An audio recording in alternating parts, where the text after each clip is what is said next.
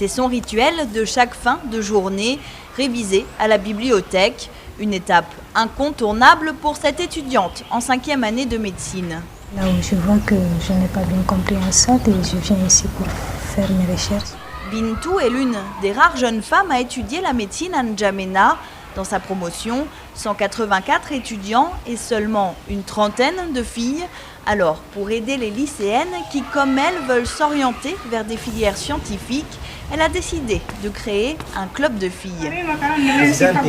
Une sorte d'association qu'elle dirige depuis 2015, où des étudiantes, mais aussi des étudiants, apportent du soutien scolaire à des lycéennes.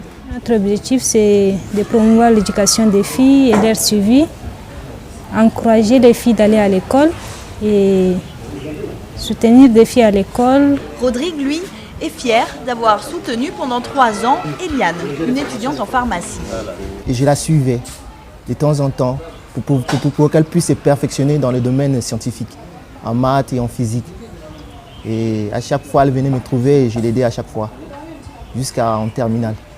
C'est quand elle a obtenu son bac que moi aussi je l'ai lâché. Un soutien plus qu'essentiel. Selon cette association, moins d'une fille sur 2 passe le baccalauréat au Tchad, où les mariages forcés et les grossesses précoces sont les obstacles majeurs à la scolarisation des adolescentes.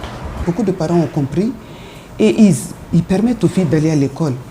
Malheureusement, ces filles n'atteignent pas la fin de leur scolarisation. Le plus souvent, vous voyez, c'est comme une pyramide. À la base, vous allez voir un grand nombre de filles inscrites à l'école, mais au fur et à mesure qu'on remonte, le nombre s'amenuise. Au moins 10 clubs de filles ont été créés ces dernières années à N'Djamena, mais le manque de moyens financiers a ralenti leurs activités de soutien scolaire.